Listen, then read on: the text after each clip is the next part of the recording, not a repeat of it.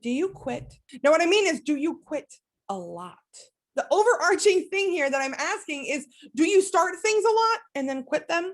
Do you say you're going to start a new workout program and you quit 2 days in? Do you say you're going to start journaling, but you quit 4 days in? Do you say you're going to start, going to see the therapist, but you quit 2 sessions in? Are you someone who's a chronic quitter? Now, look, I'm not asking this in a form of judgment at all. This is a genuine question because, look, I've been there. I used to be that person. And in fact, I have been that person a lot more lately than I would like to admit. And frankly, the reason I'm making this video right now is because I don't want to just call you on it.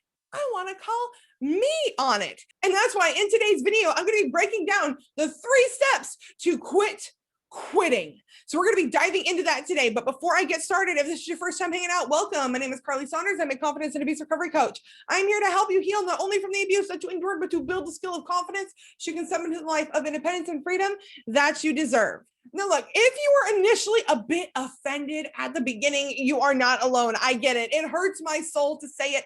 It hurts my soul to admit it because I'm right there with you. And majority of the world is, we are a culture, especially I find here in the US, of starting and quitting because we want the magic bullet. We want it to be fixed right now. We want instant gratification right away, right this second. And honestly, that just don't work. There is no magic bullet, magic pill for anything. And unfortunately, things take time. And so we got to figure out how to quit quitting. And so that's what I'll be sharing with you today, the 3 steps to quit quitting. Let's go. Okay, step number 1, figure out why you're quitting. Now, look, I understand you're like, Karleigh, if I knew that, I wouldn't need this video. But stop for a second and take a deep breath. I'm gonna be honest, I needed that too. Without knowing why you're doing something, you're not gonna be able to stop it.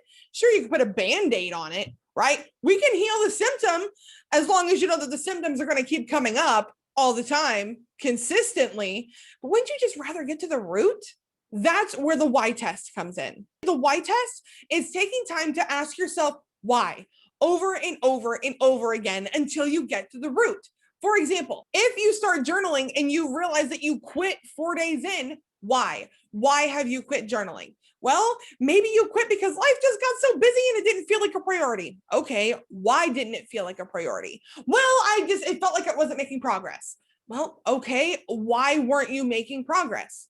Well, I realize now looking at it that I was doing a lot of talking, but I wasn't actually changing anything that I was doing.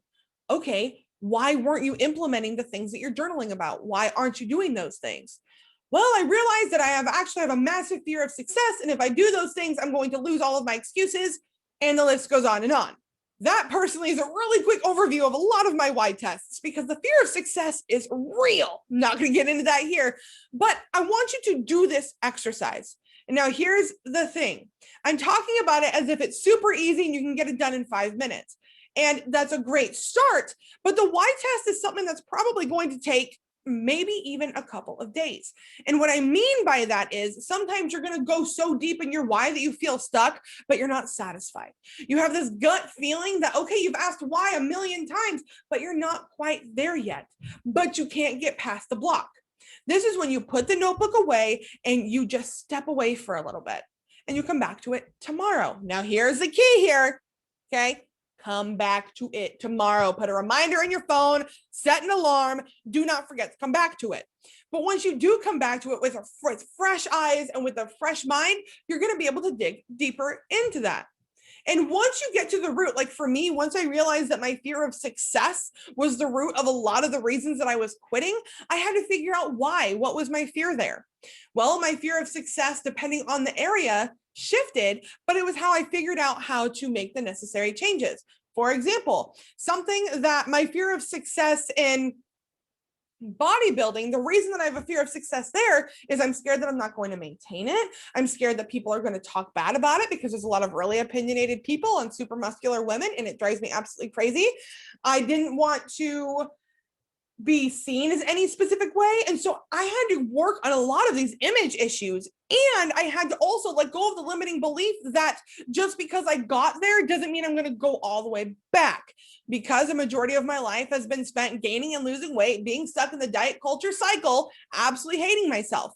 But I'm not there anymore. But I have that limiting belief that I am there. So that is something that I am currently working through.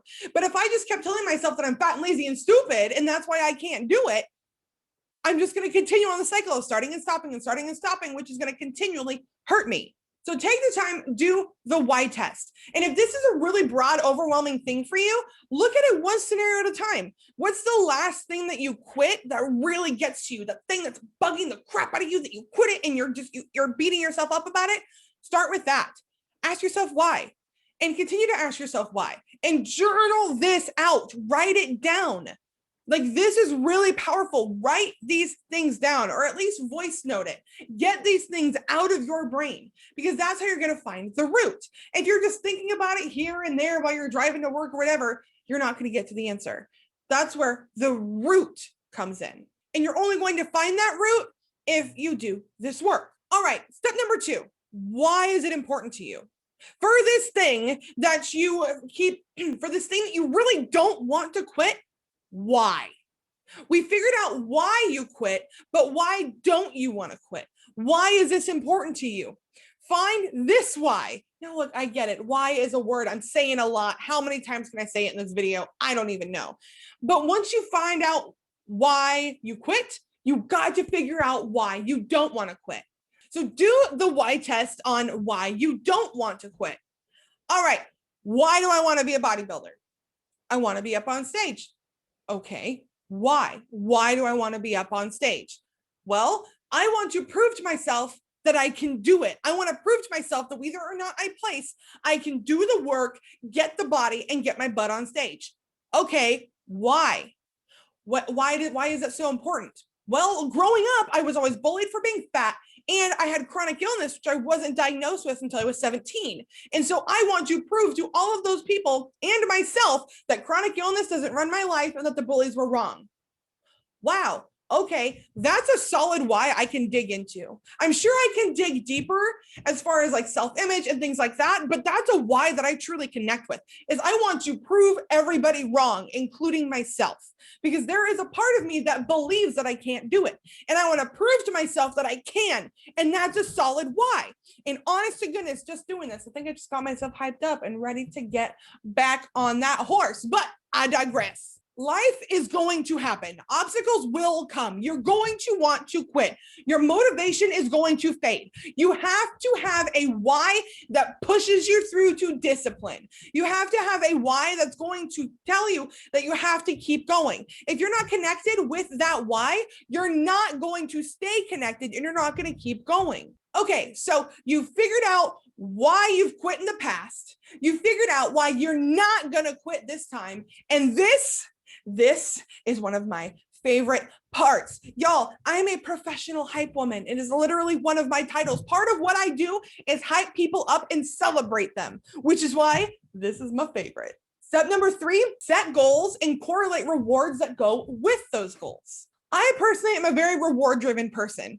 If I don't get that instant gratification, it really drives me crazy. And I've learned that that's okay, but I need to use that for my advantage versus my handicap. So set a goal and then decide on something that you can get after you achieve that goal. But be very, very careful. I do not recommend having your rewards be result-based. For example, I would not set my rewards to myself be based on whether or not I place on stage, or whether or not I do it in a certain time frame, or whether or not I hit a certain number on the scale, which is stupid anyway. I don't do that. But I'm not going to do that because I am not in complete control of those things. In the matter of judging, other people are in control of judging. I can't control judging. As far as what my body's going to look like and how long it's going to take, my body's going to do its own thing. I do not have complete control over the chemistry and what my body's going to do, especially because I've got chronic illness and, chronic pain and all things like that. I don't have complete control over the results, but I do have complete control over the effort. So instead of saying when I hit X weight or I hit X body fat, I'm going to do this. Instead, I would say, you know what? When I go to the gym every day for a month, I'm going to go get myself a manicure. Or if I go on a walk every day for the next 3 weeks, I'm going to go and get myself a smoothie from Jamba Juice. Like it can be anything that you need it to be, whatever inspires you. Does a tattoo light you up? Then set a goal of when you do something X amount of times, you're going to go get a tattoo. If maybe it's a piercing, I like tattoos and piercings in case you can't tell. Like, is there a certain restaurant that you don't usually go to? Is there a certain item that you want to buy, but you normally wouldn't spend that kind of money on yourself? Like make it something that you want, that you really, truly want. And when you go after that, when you see that carrot dangling in front of you, it's going to make you want to fight for it. But here's another caveat. Because we are the people who are setting our own goals and our own rewards, it's really easy for us to slack off and maybe get it early. So have an accountability partner, have a solid support system in place that's going to remind you that you can't get that gym bag, that you can't get that tattoo, that you can't go and do your hair a certain way or whatever your reward is, you can't get it, can't do it, can't receive it until you've reached your goal. That is going to keep you motivated and keep you moving. If you keep that goal front of mind, you're not going to want to quit. Because you've already figured out why you've quit in the past and you don't want to do that anymore. You're healing from that. And you know why you're not going to quit now, while you're relying on discipline, because you're connected to that why. And so all of these rewards are bonuses because you're going after that why. But now you've got these bonuses along the way. Shoot, it's like when they give you snacks, every couple miles on a marathon. The end goal is the goal, right? But they have supplies and, fun little things for you along the way to help keep you going. Same thing. There is no shame in wanting a reward and wanting something to work for. So set those up, do those things, and put them on a big piece of butcher paper and hang it in your room. Make them the wallpaper of your phone. Put them maybe as your desktop screensaver, like whatever it is where you can see it often, that when you do X, you're going to get Y. That's going to keep you motivated. And that's going to keep you going even when motivation fades, because it will. It really, really will. And here's the best part about this. As you're rewarding yourself, you're chasing your why and you're rewarding yourself along the way. You're telling your brain that you're deserving of those rewards and you deserve to be celebrated.